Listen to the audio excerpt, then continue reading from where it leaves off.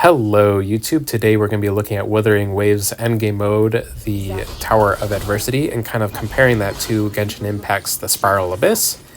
And in my opinion, I think that the Spiral Abyss does a better job with this particular type of format, having towers that you're fighting enemies in, and I'll kind of explain why that is. So in Genshin Impact, part of the fun of the Spiral Abyss is not only just having like an area where you can test out your very strong teams, but you're also adapting your team based on the situation you're in. So for this Spiral Abyss, it's relatively easy, but there's still a little bit of, team building that you have to do. So you need a team that, one, can abuse the gravity mechanic from the first chamber, is a bow user and can shoot down the Drake for the second chamber, and can also deal with enemy that's immune to Hydro in the third chamber, as well as having good healing because the boss can really chunk you down. So I came up with this particular team of having Zelonin, Siegewin, Navia, and Yemiko.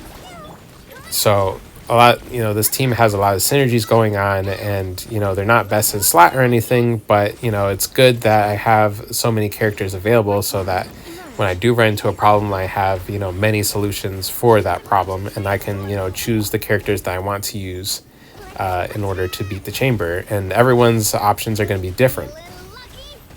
Now when we look at Wuthering Waves, you're more focused on building a team around a specific DPS and trying to make that DPS as strong as possible. So if we look at my situation, I have Zhengli Yao, I have Yinlin, and I have Shorekeeper. Now, Yinlin and Shorekeeper don't want to be in this situation. Yinlin is a coordinated attack unit that benefits from having more enemies on the field because she can make her coordinated attack go amongst all of them all at the same time, which just amplifies her DPS by a lot. In single target, she's not as strong, but she can work out because she is buffing out Zhengli Yao. Same with Shorekeeper. She doesn't want to be in this situation because the boss is Spectro and she is Spectro as well, so she just does less damage because she's the same element type.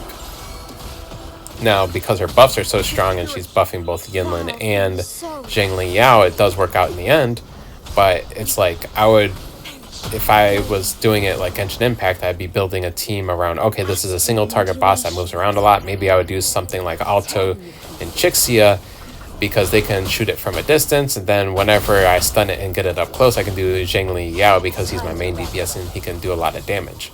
But these characters just don't synergize with each other because of their outros not buffing each other, and it's not like a traditional team where you have like healer, support, and your main DPS. So it feels like there's not a lot of team variety as far as strategy goes. It's not like I can do that team I said of Chixia, Alto, and Zhengli Yao and have it be more successful than a team like this one. And the other half of the strategy part for the Tower of Adversity is that sometimes you have to conserve your characters for the very end because there's an energy cost to using your characters. That way you just can't use the same team to beat all of the content. You have to diversify your team and you're kind of forced to do so, which at first it was pretty novel, but as I'm building out my roster, it's just becoming easier and easier to fill those requirements. The challenge part of it is not there anymore just because of how big my roster is. So it's just like I need something else to make this a little bit more interesting of a thing, because every time it resets now, it's just like, okay, it reset, full clear it, okay, and that's done, and then I'll wait till next week to do it, the next 2 weeks.